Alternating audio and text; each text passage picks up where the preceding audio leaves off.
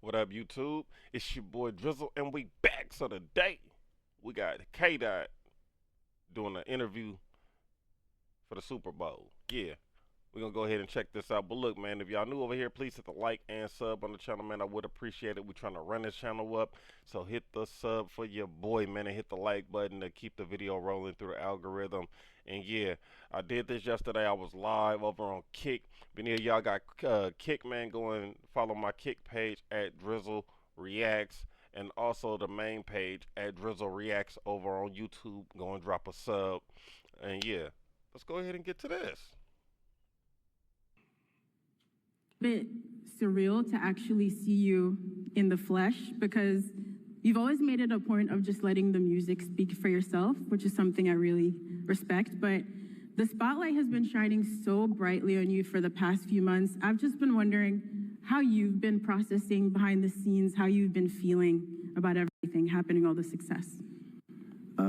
Hey, salute to y'all, man. I see you got a few of y'all in the chat. Hit the follow button for your boy if y'all new over here. And let me know who y'all got in the Super Bowl tomorrow. I'm going to go with Eagles because I'm a Raider fan. So, yeah, Kansas City is out for me to root for. And I ain't trying to see these niggas getting another fucking, 3 straight? Fuck out of here. This is really just I want to look at it like it's just a continuum of who I am, really. I've always stayed to myself, always been in my own bubble, whether it's with the fam or whether it's training.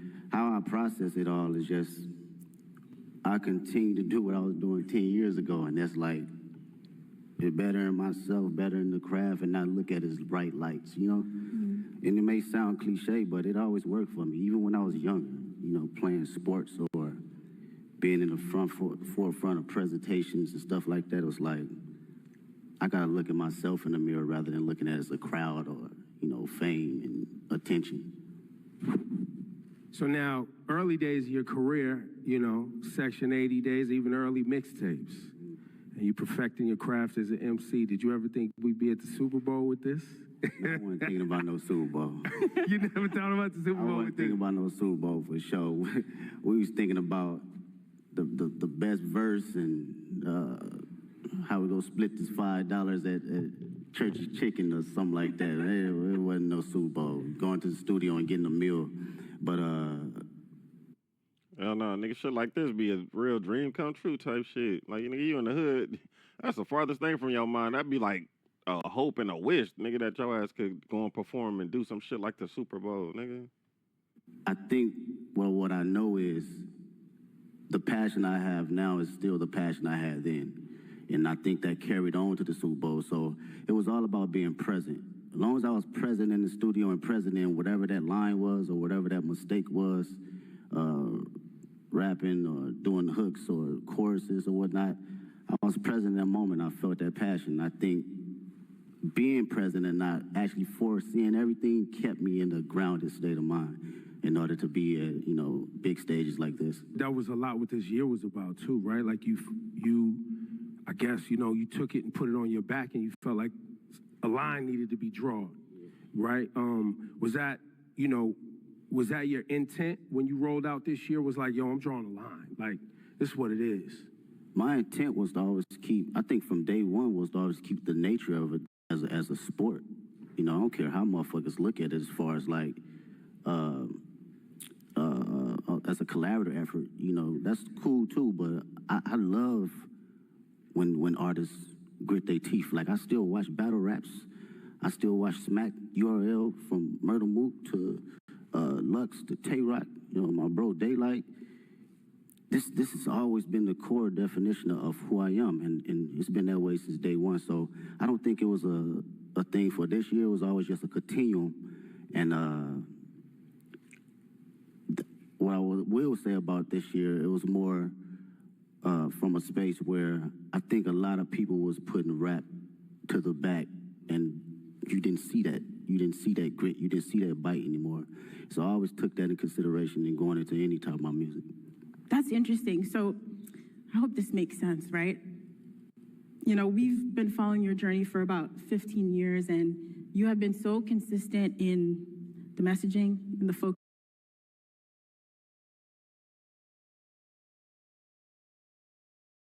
like you said, and you've always moved with integrity. So in a lot of ways, I feel like we thought we knew exactly who you were as an artist in a positive way. And then last year, it felt like you unlocked a whole new dimension for us. But that person, like you said, was always in there. But I'm wondering, do you still surprise yourself sometimes? Did you surprise yourself last year, or was it just us, the fans, with our jaws on the floor, just stunned? That's a good question. Surprise myself? Nah, I don't think I surprised myself. Yeah, that's funny she said that, or is it just us, the fans? Like, no, you must be a new fan. It's like he didn't gain a lot of new fans since this battle too. It's like, niggas that been tapped in with Dot since the start of his career. Like, nigga, we been knowing he spit like this. That shit wasn't nothing new. Like, it seemed like it's like she making like it's a big thing. Like, oh my God, we never knew you had that. Like, yeah, we did. The fuck are you talking about? Shout out to Nadeska, but I'm just saying. Like, nigga, I've been listening to Kendrick since before he was mainstream. Like, nigga, fucking since Overly Dedicated and all that shit. Like, but that was before Section 80 and Good Kid, Mad City. You feel me? But yeah. So, because this for me and for my partners that's been around me since 2005, 2006, like my brothers, they know my personality. They know my capabilities, even when it wasn't presented to the public at first, right? So this is just like a revolving door of what I've been doing in Carson Studios, at the homie garage, or my brother. Exactly, that's exactly what he's saying. Nigga, since '05, my nigga, like, and I've been listening to Dot since like what 2010. Like the homie put me up on him, so that's what I'm saying. Like I've been hearing him spitting shit like this since like damn near the start of his career. A TD or just anybody around the city of Compton in LA. It's just magnified to the level where I've progressed it and did enough hours to know, okay, I know where to place it now. I know how to make it connect with people. It feels like each album, too, getting to this point was like, it was an album for the culture, and it was an album for the critics. You know what I mean? And then it was for the critics, yeah. And then GNX comes along, and it's like, nah. This album for anybody, everybody, and anybody who want it at any time. And you brought that energy, and the energy you brought on GNX was an energy that I don't think was really happening in hip hop. Like, it's a Public Enemy level energy. It's a Ice Cube, America's Most Wanted energy. For sure. Like, it's a classic, timeless energy. Talk about your headspace between Mr. Morale and this GNX. Yeah, no, that's great. Go back even further, man. Speaking on that energy, like it's my cousins was like DJ Quick, and Dre, these folks that my people was playing. So I always had that DNA. And you heard that DNA a little bit on Good Kid, Mad City, but I wanted to tell my story first, right? And fast forward to GNX, I felt it was just a perfect time because not only the energy was lost, but it was the energy that was bubbling inside of me as well. I wanted to go back to the forefront of just the bite and just the grit of rap, just all raps and hard-ass beats. And that's like the basics for me. I thought about, what I used to like when I was a kid. Hard raps, good beats, that's smacking, right? And I ain't gonna lie. And that's crazy that, okay, he's saying that. I guess that was like some new shit he put together because GNX, when I heard it, was like, it sounded like it could have been like a collective of tracks that didn't make it to his previous projects, like some of them songs. But it was almost like one of them things, like he said, like he got back in the bag. It's like, how when people get like so far into their career and then like you be like, oh, I want that old so-and-so back, nigga. I want that old Dot back. It's like, that's just what he gave niggas. It's like, it ain't even like nobody was saying that. You might have some people was saying that, but it was like almost that's like gave a nigga one of them albums because it's like usually when people be saying that, you don't get that from them. They be like, nigga, you want my old shit? Go listen to my old shit. You feel me? It's like it's almost like he came with one of them. It's like nigga, like he said, got back in that bag. Like what did I like when I? You feel me? It's like the way he transitioned. Like each album was different, and then the way GNX just went back on some slaps and shit. It's like one of them, like, oh, nigga, we want that old dot back. And he's like, nigga, oh, bet I got y'all. Um, it was a great transition from Mr. Morale because that was my most intimate. I wanted to go inside of my own psyche and my own personal withdrawals and see how it connects with the public and who can relate. So during this time around, I think it was necessary of coming out of that cocoon and feeling like, okay, I arrived now. I can spread my wings and show every state of who I am as far as Kendrick Lamar.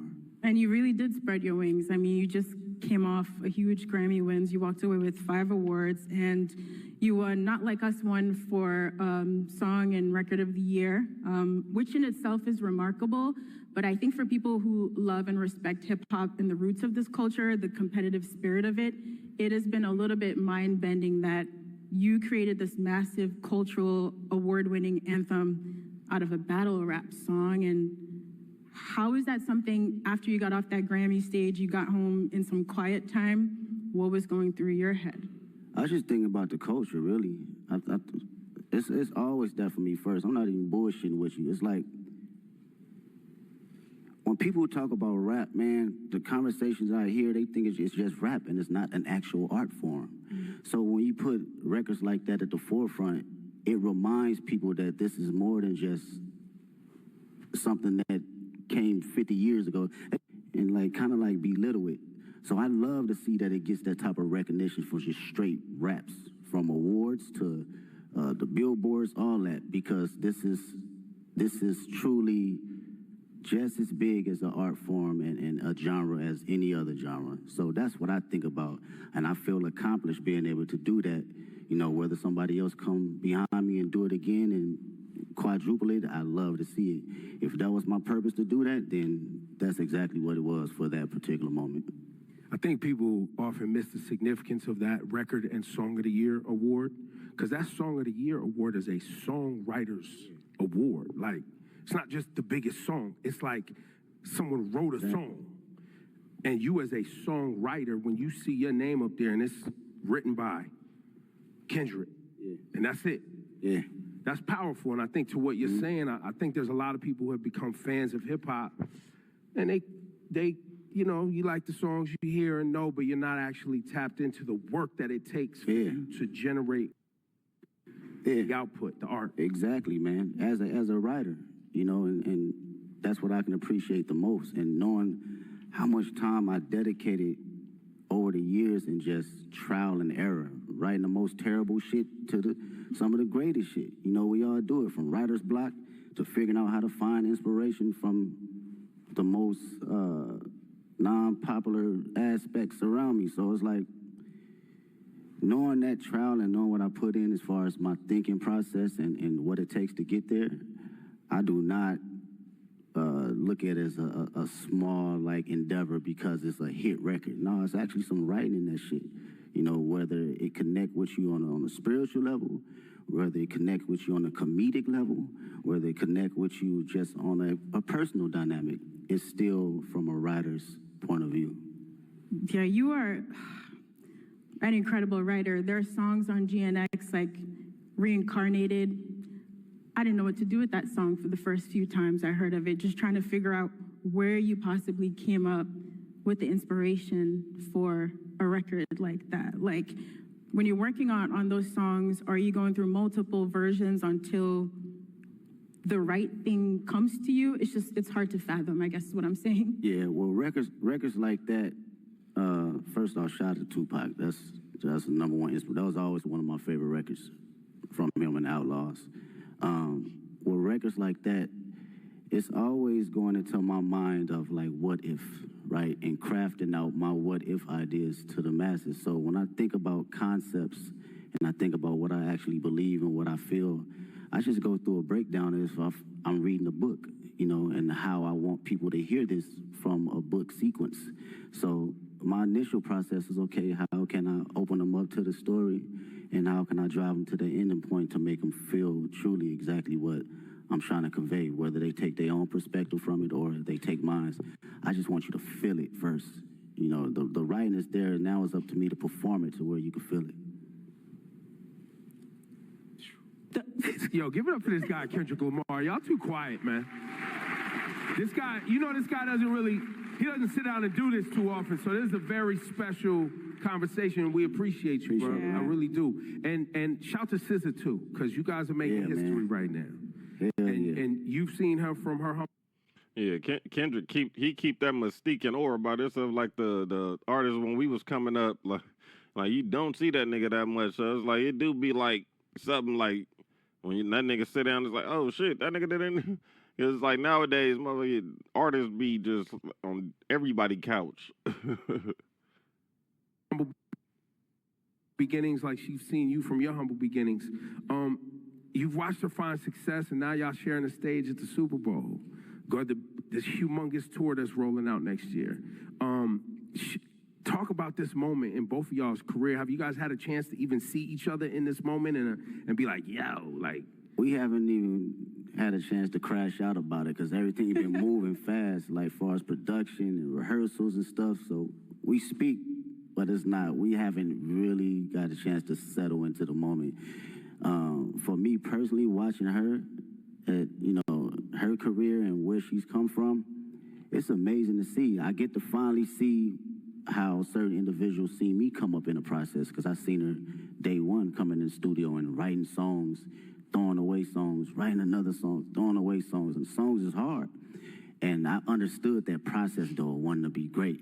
Even when people saying this is classic records, you're like, no, I'm gonna write another one.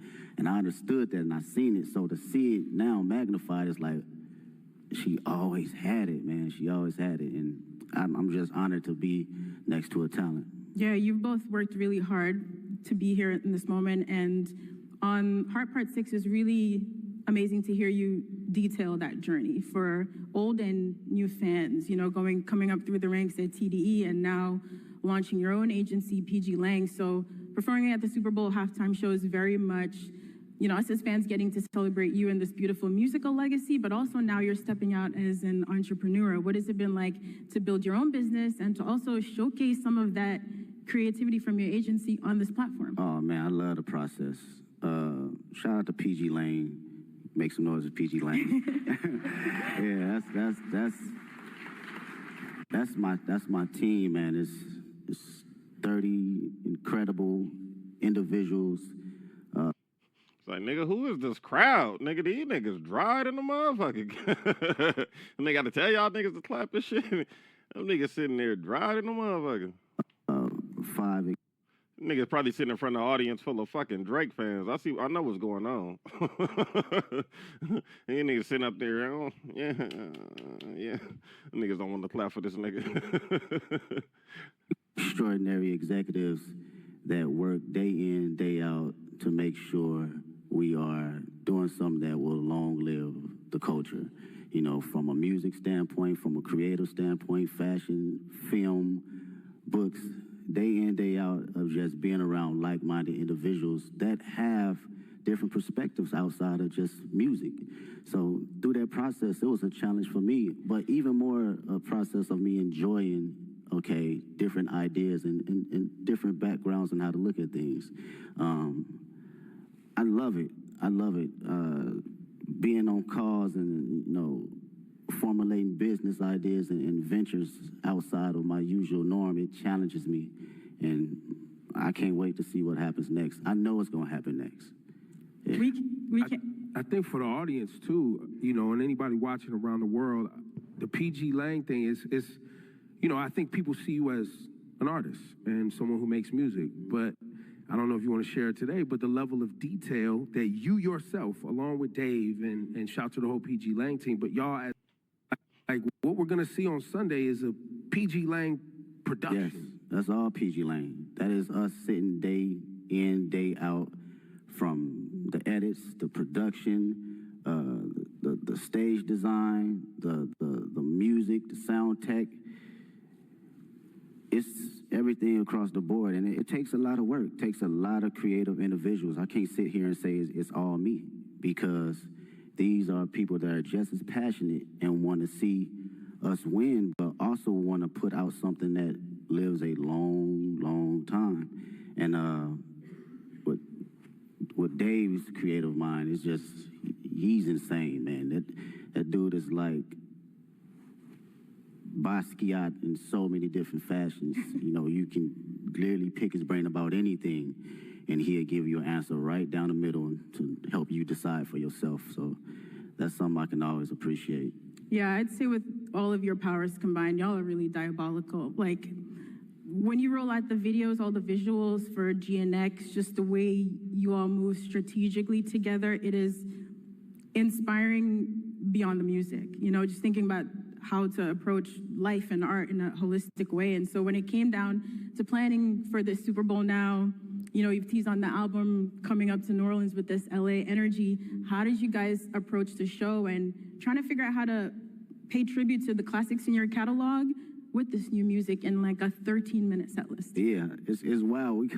Miss Morale's like an hour and 30-minute tour, so it's like you gotta smack the shit down all the way to 13 minutes. It's kind of wild, and it's interesting because it lets you know kind of where you at and your perspective on how you think about catalog and the music. For me, I love being present. I love being present, man. It's my favorite. It's very hard for me to live in the past. It's very hard. I respect the past wholeheartedly, but being in the now and being just locked into how I feel and the energy I have now, that's the LA energy for me. That's something that I want to carry over to New Orleans and for the world to see. This is me, this is Kendrick Lamar, 37 years old. Yeah, I can't wait to see this shit tomorrow. I know that shit gonna be lit. I'm over here.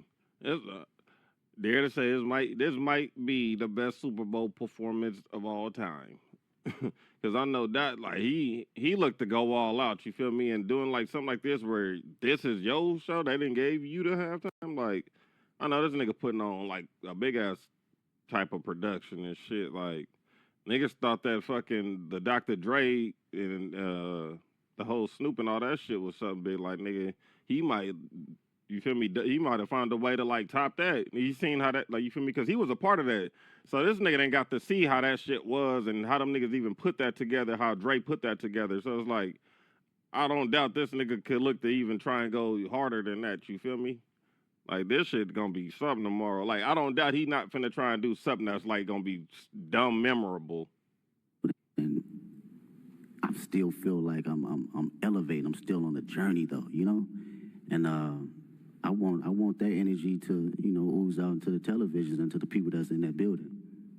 Well, and on that, you know, the connection between black culture and New Orleans and how important and shaping our ancestors were in this town, music, jazz, all that. You always put our culture. Like, it'd be a long shot, but like, imagine he turned the Super Bowl into like a mini pop out, nigga. Like, he like niggas is sitting up here wondering like who may come out. Like, imagine he got like a gang of guests that come out for like a hot little few seconds type shit, but it's like niggas something like niggas ain't seen, and like nigga, it's like nigga Dot didn't put a gang of niggas on at the Super Bowl. Like, niggas you'd have probably thought niggas would have thought they'd have never performed for the Super Bowl. Nigga, I promise you, nigga, it's gonna be something like that. Dot the type of nigga to like put on for niggas, bro. He probably bringing out some niggas who never in life would have got a chance to perform at the Super Bowl. At least one or two niggas is gonna pop up that you gonna be like, oh yeah, nigga, because you for sure you would have never seen these niggas at a Super Bowl halftime performance. Culture and black culture at the forefront of your brand, your music. Same thing in LA. A lot of our family members moved out to California from the South for new opportunities. Man, what? There's a big connection between LA and the South. Right. So when you say you walked in to New Orleans with that LA etiquette and all of that, I don't know if people really grasp that, but you got to be feeling that energy like when you are out ready on Sunday to do your thing. That's a bar. It's crazy, bro. Out of all my friends, LA, us growing up, all our grandparents either from Louisiana, Texas, Chicago, like period. Right. So our dialect and how we talk, it gauges from like the South and like the Bay Area. So like going to the store, we say finna. I'm finna go to the store. Like that's some South shit, you know what I'm saying? That's not no LA, right? So that energy right there, and you know, making that correlation, it means a lot to me for people to understand that. And the culture and just being black, I can't help that, man. It's just not something that I think about or even try to like go. I'm black. Shit, it's just go. It's on you. It's not on you. Yeah, it's gonna come out every time. I can't sugarcoat it. You know, I can't downplay it. I'm at a point in my life I can't necessarily fake the funk for nothing. And I've always had an essence of that. But you know, you have kids and shit. It's just like I have to be who I am authentically. And if you know the world can't accept that, then so be it. But who rocking with it? I'm gonna put it all the way out there, you know, whether it's in private or whether it's on the main stage. Yeah, I don't think a lot of people and a lot of artists stand in themselves as authentically as you have. And I think one of the questions we've all been wrestling with over the past few months, watching you and the way you've moved, is really what is the role of an artist? And I think lots of people have very different definitions, but young Kendrick, again, back to overly dedicated and Section 80 mixtape Kendrick, and GNX Kendrick, Superbowl, Grammys Kendrick. Has your idea of what the role of an artist is, you as an artist, has that ever changed? I don't think I knew exactly what my role was early on. I had maybe clues of it, but now today I can truly say it's to express myself and express things that people can necessarily say on the daily and for them to actually relate to. And come from the most vulnerable place where people can actually feel it. I think that is, for me, that's the role for me as an artist. I don't give a fuck what place it come from. I could be the most angry person on the record. You gonna feel that shit that day if you woke up and you felt that. You wanna smile, you gonna feel it, because I'm gonna make sure I'm present that particular time in the studio, in the booth, that I feel happy and I feel energized and I feel, you know, if I feel frustrated, you gonna feel it. And to carry that as an inspiration for people that's listening that may not have a voice.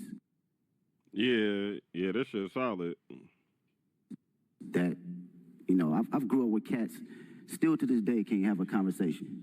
The most meanest, you know, aggressive individuals, but they can't even look you in the eye and express themselves the way they want to. So they resort to other things.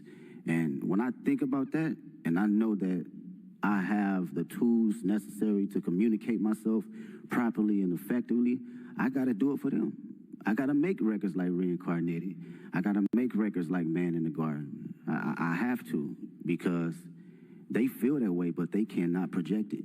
And when they hear somebody actually giving them affirmations, it allows them to speak more freely and be open, because again, I come from the same place they come from. Wow, Kendrick, we might not see you outside again soon after Super Bowl. I know, of course, you have the GNX tour. Listen, I know you also don't love doing interviews, but we are grateful. We're so grateful for all the music and the moments that you've given us over 15 years. And in the last year, your presence and your focus, it is noted. So thank you. We really appreciate it. Thanks for taking our questions. Thanks for fighting for hip-hop, man. Oh, for sure. Thank you for fighting for hip-hop. It is really appreciated. And now, we do have some questions. Some kids are gonna ask questions. But I got one more thing for you, Kendrick. Before we go to our friend here, Hayes Adler. What should people expect to see and understand about Sunday's performance? Storytelling. I think I've always been very open about storytelling through all my catalog and my history of music. And I've always had a passion about bringing that on whatever stage I'm on, you know, whether it's a war tour or whether it was 500 people at Key Club. I've always had a form of that. So I like to always carry on that sense of, you know, make people listen, but also see and think a little.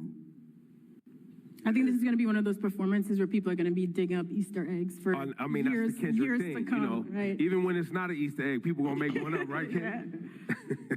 All right, man. Well, we're going to go ahead and wrap that there. That was K-Dot doing the Super Bowl interview. And yeah, man, like I said, if y'all new over here, please hit the like and sub on the video, man. I would appreciate it. Continue to help the boy grow the channel. Go and follow the main page at Drizzle Reacts. And if anybody got a Kick account, go and follow me on Kick so y'all don't miss any lives over there. But yeah, until the next time, it's your boy Drizzle, and I'm up out of here.